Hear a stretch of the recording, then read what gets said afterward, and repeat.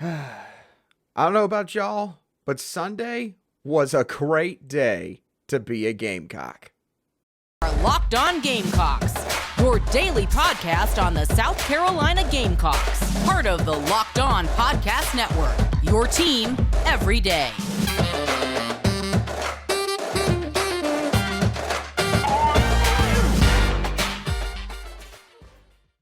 Today's show is brought to you by LinkedIn. LinkedIn Jobs helps you find the qualified candidates you want to talk to faster. So post your job for free at linkedin.com/lockedoncollege. That's linkedin.com/lockedoncollege to post your job for free. Terms and conditions do apply. Hello, Gamecock Nation, and welcome back to the Locked On Gamecocks podcast, your show for the latest headlines and potential storylines on South Carolina Gamecock athletics. I'm Andrew Lyon, the host of this podcast, and also the lead staff writer for Gamecocks Digest over on SI.com. Thank you for making Locked On Gamecocks your first listen every day. We are free and available on YouTube and also wherever you get your podcasts daily.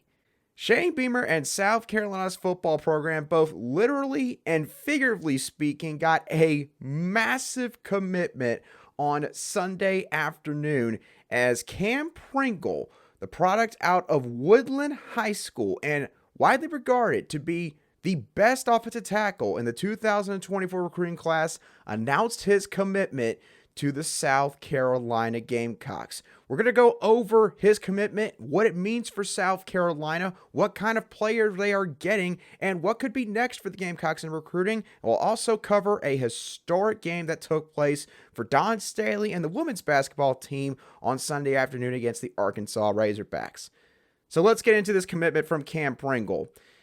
In terms of what this commitment means for South Carolina, Kam Pringle's commitment is going to be remembered as the quote-unquote turning point pledge in the Shane Beamer era. What I mean by that simply is this. When people go back and recall what recruitment changed the perception of South Carolina for the current and next generation of high school football players, and also signified that South Carolina's football program was reaching new heights in the sport of college football, this is going to be the recruitment that people are going to point to. Now, this isn't, of course, meant to downgrade any of the commitments or signings that Shane Beamer and the staff have secured up to this point, but simply meant to highlight the importance of this commitment, which is pretty obvious here. If you've been following this recruitment for any length of time, you know that this is a big deal for South Carolina. Now, how could Kam Pringle be the quote-unquote turning point commitment? What factors back this statement up? Well, there's a few different ones to consider here. Firstly, we've talked about this before, but a really good way to see the kind of potential that high school football prospects possess is by looking at their offer list. If it's a kid that's got a lot of Power 5 offers, then he's probably a guy that can obviously play at the Power 5 level. If it's a kid that has garnered a lot of offers from some of the bigger programs in the sport, he's probably going to be a multi-year starter. Kam Pringle sort of falls somewhere in that category, but to an even greater level, because here's the thing. Kam Pringle had 20 plus offers in this process, which already says a lot. But some of these offers included the following: Auburn, Clemson, Florida, Florida State, Georgia, LSU, Michigan, Michigan State, Ohio State, Penn State, and Tennessee.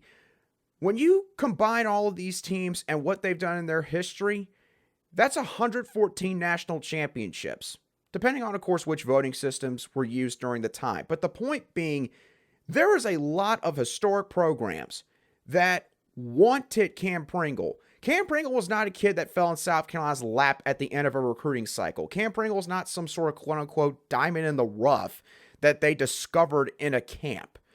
This is a kid that has had the attention of major college football programs for well over 2 years now. Got his first FBS offer when he was a freshman at Woodland High School from the Georgia Bulldogs. Kam Pringle did not sneak up on anybody. Everyone knew who this kid was. He was the top offensive tackle prospect on many schools' recruiting boards. South Carolina still managed to land him. It's important to put that in perspective. Another reason why Kam Pringle could be the turning point commitment for this football program is when you look at the rhetoric that he has in his interviews that he did with multiple recruiting analysts leading into his commitment. And you got to remember, Kam Pringle, for the most part, has been a kid that is reserved. He's soft-spoken. He's not exactly one of these kids that, is all over social media all the time. He doesn't necessarily seek attention. And he has conveyed this for the entire recruiting process. But he really sort of opened up a little bit to some guys like Rivals Adam Freeman and On3's Director of Recruiting in Chad Simmons. So let's start off with a quote that he gave to Rivals recruiting analyst Adam Freeman, where he said, quote, "I feel like Clemson did a good job recruiting me. They came after me hard, but it doesn't even compare to South Carolina.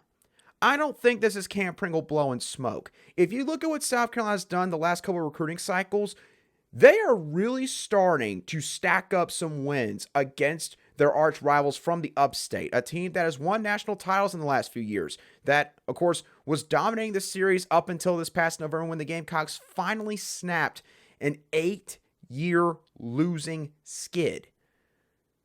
This quote, in my opinion, says a lot about the fact that Shane Beamer and the staff really truthfully have caught up, at the minimum, with Dabo Swinney and his coaching staff.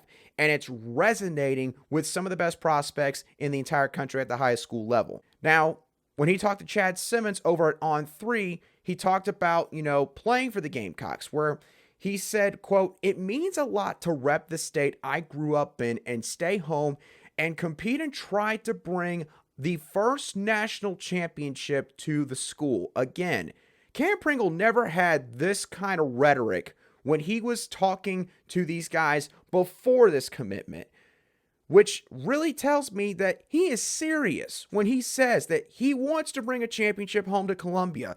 That conveys how locked in he is with the South Carolina Gamecocks, and that this is a kid that has motivation, that has ambition, that has goals, and that's something that South Carolina's coaching staff should want. He also gave another quote regarding Shane Beamer specifically, where he told Chad Simmons he can make them a powerhouse. "I feel like he has what it takes. He has the right people around him. He has a great fan base around him. He has a great fan base around him that loves him. He doesn't have to go and win the national championship tomorrow, but the fan base and the people are just little by little believing in him, and they're investing in him, and they feel like he knows what he's doing, and he has what it takes." Shane Beamer was the director of recruiting for South Carolina when he was an assistant coach, back when Steve Spurrier was the head man in Columbia. And I think right now, the rest of the country is starting to see the recruiting prowess that South Carolina fans has known that Shane Beamer's possessed for well over a decade now. And the last thing, in terms of why Kam Pringle's commitment could be the turning point commitment for South Carolina's football program, is the attention that it's getting. This commitment made the front page of ESPN.com. It was shown on the bottom ticker of some of ESPN's main channels. In other words, this is having the seismic effects that I said it would just before Kam Pringle made his decision. People are taking notice of this pledge here. And I think that when you have other people that are paying attention now to what it is that you're doing specifically, you're doing something right. You are clearly moving in the right direction. Maybe at this point you can't even say South Carolina is moving in the right direction. Maybe it's time we start saying South Carolina is teeter-tottering on the precipice of becoming a legitimate contender in the SEC once again. And landing guys like Kam Pringle are just going to help them get even closer to that status. Now, in terms of what the Low Country native brings to the field, South Carolina's got multiple things to like about Kam Pringle. And also, they might not be done this week or in the next month and a half. There could be plenty more coming behind this commitment. We're going to dive into just who those players could be in just a few moments right here on Locked On Gamecocks. Today's show is brought to you by our friends over at LinkedIn. Now, as a small business owner or hiring manager, You know that success in 2023 is going to all depend on the team members that you surround yourself with. And that's why you should check out LinkedIn Jobs, because you can hire qualified candidates more efficiently by matching open roles with people who have the skills, values, and experiences to help you achieve your goals. Imagine that you're just starting out your small business. You're trying to fill out all of these entry-level roles. Back then, it was a lot more difficult to fill these roles in. You had to, put these jobs in the local newspaper. Had to hope that local residents basically caught your advertisement and then give you a phone call and then drive on over and go through the interview process and all the like. LinkedIn Jobs in this modern era of job searching, they make it so much easier for employers to find people that are going to be able to help their small business grow to new heights in the new year. It's why small businesses rate LinkedIn Jobs number one delivering quality hires versus other leading competitors in the industry, because they help you find the qualified candidates you want to talk to, again, faster. Post your job for free at linkedin.com/lockedoncollege. That's linkedin.com/lockedoncollege to post your job for free today. Terms and conditions still apply.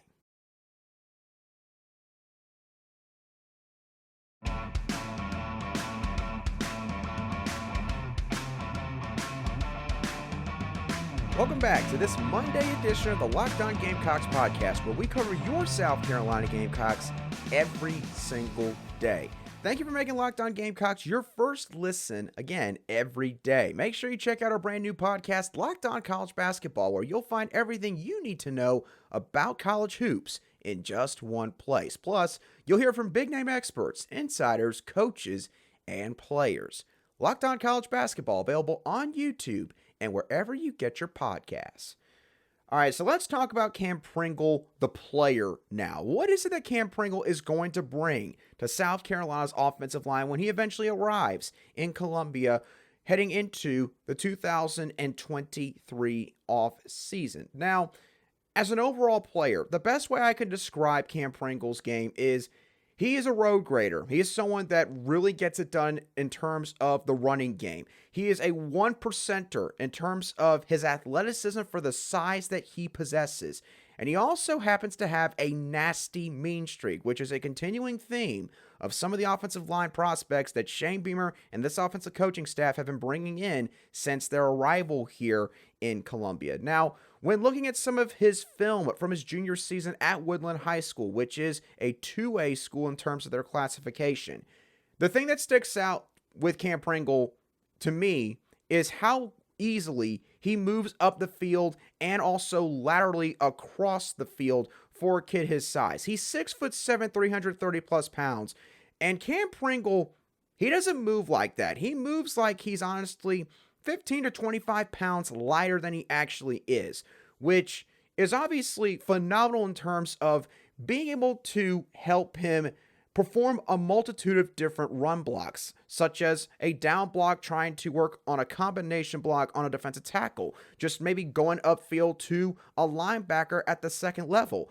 or if he's even going to pull block where he goes behind the rest of his offensive line teammates and works around to either a vacated defensive end on the other side, or works up the field to maybe any scraping linebackers that are trying to get in the middle of the play.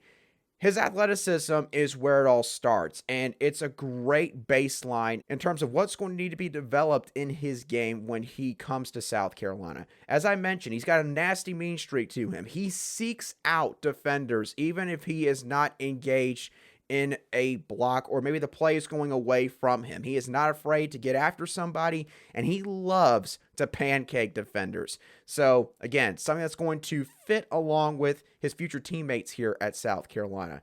He does a great job of keeping his feet moving when he is run blocking, which is obviously the most important part. You can be one of the strongest guys on the football field, but if you're not moving your feet, then, it's not going to matter really how strong or naturally gifted you are in terms of your physical capabilities. You are not going to win that battle. Kam Pringle already is one of the strongest guys on the field and one of the more athletic players on the field every time he steps out there at Woodland High School. So the fact that he also has a high motor makes him even scarier in terms of a pillar at that offensive tackle position. He's also got a quick twitch off the line of scrimmage, which again speaks to his athleticism, specifically his explosiveness off the line. One of the high school coaches even played him on the defensive line some his junior year, which if you're going to play in that position group, you got to be an explosive athlete. You got to be able to fire off as soon as that ball is getting snapped. So again, just really goes to tell you just how good Kam Pringle is in terms of just simply his God-gifted ability, stuff that you just cannot coach. So he's got a great floor in terms of what he's going to be bringing to the field before he even gets trained up by South Carolina's coaching staff. And I think he's clearly going to compete for early playing time in year one. Jalen Nichols is super senior heading into 2023. More than likely he's going to be gone. Ja'Kai Moore could also be gone unless he uses his COVID year. Oluwatosin Babalade will be heading to his second season in the program. He's a little bit raw in terms of his pass protection and his technique in that aspect. And that's going to be a really fun position battle to watch if it ends up playing out in this exact format, because Babalade is also a good athlete, but at the same time, he's also raw in pass protection. Kam Pringle is a little bit raw, but at the same time, based on his highlight reel, it doesn't seem like Woodland High School threw the ball all too often, at least during his junior season. So that is going to be the one thing to watch. Just how quickly does he adapt to needing to obviously be a more balanced offensive tackle, being the left tackle of an SEC football program. So Kam Pringle, make no mistake, he is going to be fighting for playing time as soon as he gets here. And again, it's going to be fun to see him and Big Tree duel it out more than likely at that position this next spring or next fall camp following the 2023 season. Now, the thing is, South Carolina might not be done here, as there's a couple more announcements upcoming later this week. Coach Beamer tweeted another welcome home during Sunday afternoon, not long after Kam Pringle announced his commitment to South Carolina. Now, this welcome home tweet was directed for the 2023 recruiting class. And if that's the case, I'm just going to go ahead and say it. I have to believe that it's Elijah Caldwell. It was reported that he took an official visit to the Gamecocks to check out the program in a more in-depth way this past weekend. And obviously, this is one that since he was offered back on January 6th, that's been quickly developing for a couple of weeks now. Justin Stepp has been working really hard in this recruitment along with Shane Beamer and offensive coordinator Dowell Loggins, and he's an in-state kid. I have no reason to believe that it's anyone but Elijah Caldwell, to be honest, at this point. So probably only a matter of time before the Gamecocks get the official news regarding that commitment. Now, Calvary Day School tight end Michael Smith, he's been another longtime target of South Carolina's offensive coaching staff. He's going to be announcing his final pledge on Tuesday at 12:05 p.m. Eastern Standard Time. Don't know where that's going to be broadcasted yet. I'm just going to assume that it would be on his socials, on Twitter or on Instagram. But South Carolina is in this one with, I believe, also Arkansas, Ohio State, and maybe a fourth team. I'll go into more detail with all that on the Tuesday show. But again, could be another good day for South Carolina when we get to Tuesday. And then Walton High School linebacker Wendell Gregory out of Georgia. He's announcing his commitment on Friday at 5:30 p.m. Eastern Standard Time. And he's another prospect that South Carolina has been heavily in the game for quite a while now. And it seems like that this one's going to mainly come down to either South Carolina or Tennessee. He apparently was here in Columbia for their junior day weekend this past weekend. So I have to believe, based on that South Carolina is in a really good spot here. So they could end up getting another 2 commitments just this week alone. That's not even including Blake Franks and Mazio Bennett of Greenville High School, who both could be announcing their future decisions pretty soon, especially Blake Franks. So to put it bluntly, buckle up, because this might be a real fun off season in terms of the recruiting front for South Carolina's football program. Now, Sunday was a good day for Shane Beamer and South Carolina's football program, but at the same time, it was also a great day for Don Staley and the women's basketball team, as they set multiple records, both from a player and team standpoint, as they defeated the Arkansas Razorbacks by a whopping score of 92-46. I gotta admit, I feel a little bit bad for Arkansas. They had to play at number 3 LSU this past Thursday night, had to then play South Carolina at their home arena on Sunday, and apparently played 3 games in the last 7 days, which for the women's basketball slate, that's usually not supposed to happen that way. So I do feel a little bit bad for the Hogs and how sort of that whole dynamic played out. I might want to call the SEC office regarding all that. But South Carolina, just once again, just pure domination from Don Staley and this team. I'll give y'all a couple quick stats just to convey to y'all how fantastic they were on Sunday afternoon.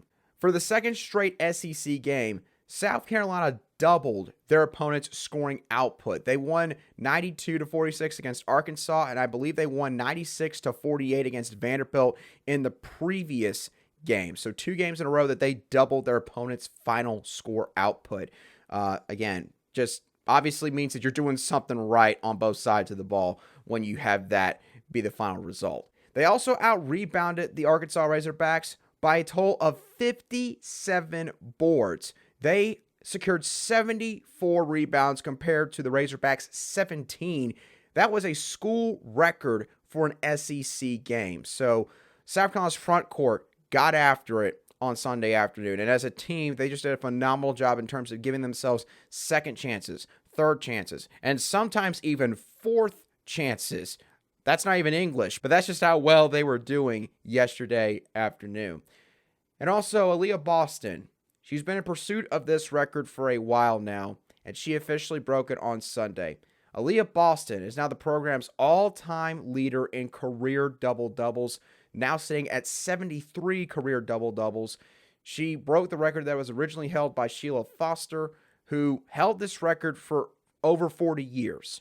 She last played in 1982, so this is a record that has stood in the program for quite some time now. Aliyah Boston breaking that on Sunday just continues to add to her legendary resume that she has built up over the 4 years that she has been here at South Carolina. So, again, those 3 stats right there just really goes to show how great South Carolina was. And great's probably not even the right word to describe what all happened, but it's just...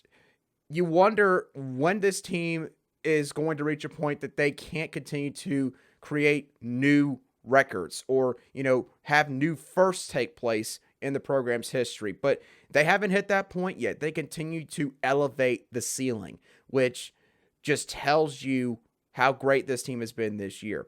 A couple quick takeaways from this game. The first one is quite obvious and simple, but it's worth repeating. If you can't match with South Carolina's front court, you're not going to win the basketball game. Now, if you've got good athletic guards that can handle the ball quite well, that can shoot the ball from behind the arc, and can take South Carolina's guards off the dribble, then you might have a shot if you don't have the front court to match. But the thing is, South Carolina, if it turns into a war of attrition, or it turns into a battle in terms of the rebounds in the game, the Gamecocks are going to beat you at the end of the day. There's just no getting around that. Unless you're a team like Stanford, maybe a UConn, who can at least match up in terms of the height and length that Aliyah Boston, Camila Cardoso, and the rest of the front court players bring to the table, you don't have a shot. You just don't. Now, South Carolina going to out-rebound their opponent by 57 rebounds every single game? No, they're not. I mean, that's not going to happen unless they're playing like a real low mid-major program that obviously would not have the personnel to match up. But it just, again, it's worth repeating. South Carolina's front court, they're the best front court all of college basketball. In all of women's college basketball, they are the best. And if you don't have the talent, and if you don't have the size or skill to match up with them, it doesn't matter what you're good at. You could be a great three-point shooting team. You could be great at getting to the line. It won't matter because rebounds, second chance opportunities, those will add up as the game progresses. Arkansas found that out the hard way on Sunday. Another takeaway, Ziya Cook no longer is hesitant on the offensive side of the ball. And that's due to the fact that her confidence at this point in her career is sky high. Ziya Cook has really come into her own this year. She had a bit of a junior slump last year, as people would term it, because of the fact that, she didn't shoot the ball as well. She had certain games where it seemed like that she got herself into a little bit of trouble in terms of the fast break or transition offense, running into the land of the proverbial giant, so to speak, and not being able to convert on some of her fast break opportunities that she basically tried to create for herself. This year, Ziya Cook, she has really honed in what it is that she does so well and doesn't really try to force the issue in disadvantageous situations, which again just tells you how much she has grown as a player. And you could just see the confidence just oozing from her when she is playing these games. On Sunday, early on in the first half, I believe it was her second 3-point shot from the floor. She put the shot up from the right wing, and as soon as the ball got about halfway to the hoop, Ziya Cook literally turned around and started running back to the other side of the court because she was just like, yeah, I know this one's going in. And it ended up being, I think, almost a pure swish. And the crowd went nuts for it. The analysts pointed it out that were covering the game and just thought that it was hilarious. And it just goes to show, look, this is not Aliyah Boston and everybody else on this team. And it's not that way in the first place because the talent and depth this team possesses is just on a different stratosphere compared to every other women's college basketball program right now. But Aliyah Boston and Ziya Cook are a legit 1-2 tandem now. Aliyah Boston does not have to score all of South Carolina's points. If you go into a game and you think that if we just double and triple team Aliyah Boston and we prevent her from getting any chance to put shots up near the rim, we're going to be okay because South Carolina is not going to be able to find a way to score if she cannot get her own buckets. Ziya Cook now has a lot to say about that if you come into a game and you have that defensive strategy. She will make you pay. She can hit three-pointers. She can hit the mid-range. She can drive to the basket. She can finish layups through contact. Ziya Cook can literally do about anything she wants on the offensive end. And there's probably not very many defenders in the country that honestly are going to be able to lock her down for 40 minutes. One of them might be on South Carolina's own team in Bree Beal. And there might be a couple more. But the point is, there's only a handful of players that probably can completely shut down Ziya Cook in a basketball game.